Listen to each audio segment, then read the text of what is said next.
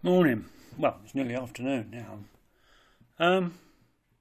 Today I shared a song by the great late Woody Guthrie, Arlo Guthrie's dad, and Bob Dylan's influencer. And the song was "This Is My Land." At the time Woody Guthrie wrote this song, there was a massive fucking bullshit in America. It's being seriously carved up. This is post World War II. The superpower, the super rich America is now not getting to it. See, what happened is Jack Kerouac wrote a book called On the Road, and it flopped in America for a while. For a while, people didn't like it because it spoke of the truth. You had this American superpower that was all land of the free.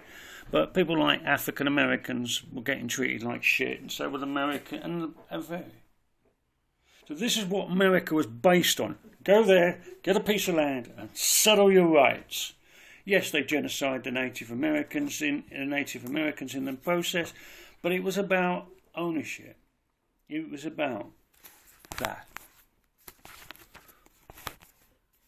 Do you know you have got access to Britain, this so-called concept called Great Britain, United Kingdom, just a concept, an idea, to legally 8%.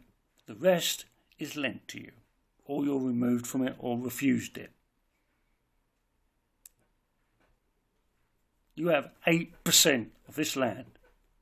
When they brought the Land Act in the 1700s and got rid of things like free land, and things like that, that's what changed it. Vast pieces of land suddenly, I'm taking my sock off, suddenly weren't common ground. Common land is where you could graze your sheep or pigs or whatever. That all disappeared.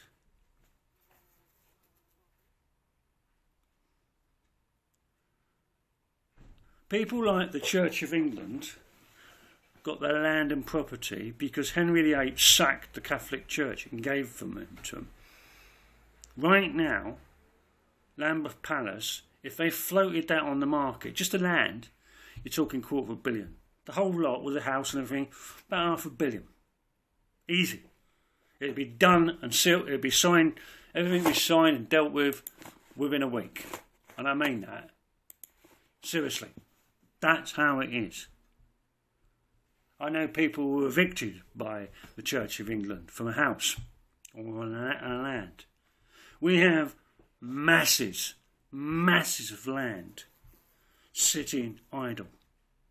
We also are in the biggest housing crisis since World War II. You buy your land, you're allegedly your piece of land, but you're restricted in doing so much. It's your land. So if I wanted to put up a propeller weather thing, I've got to get planning permission. My local people can kick off about it. That's the bullshit we live in. That's all concept, idea.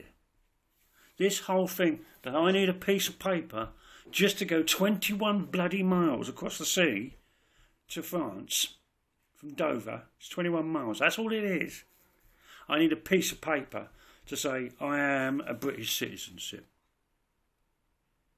This is another new concept. We moved around this planet like you wouldn't believe. It's the 1700s where it began.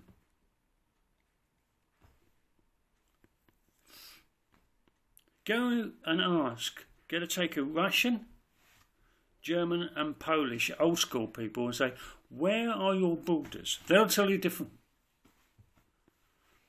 From 1914 to 1945, millions of people died or displaced or wounded or disrupted in any form of way. So, free people could go, Germany's border, with the rest of Europe and to decide its borders. I am told in my history that we went to war in the Second World War for the Polish. Not one Polish person was there when they were chopping it up. With Stalin, another megalomaniac psychopath that killed millions of people. And I'm told I can't go anywhere without this bit of paper, or I can't go somewhere there's a disused piece of land. No one's using it. I can't go on it because it'll be owned, and if I put something up, that I'll be in trouble. This is why I'm a member of the British, why I'm a member of the planet. And I'm not British, I'm not English. Do you know where the word English comes from? Or England? The land of Ingles. They were the Saxons. Denmark, northern Germany. That's where the word comes from.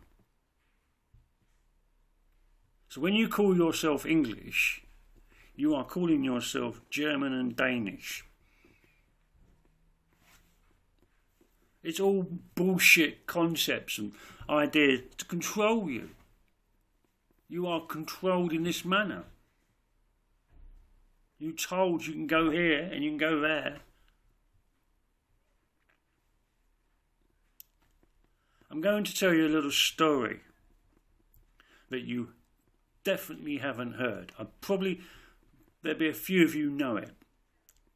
Between 1935 to 1945, I would say not 2/3, but 3/4 of the gypsy traveller community. That's gypsies and travellers.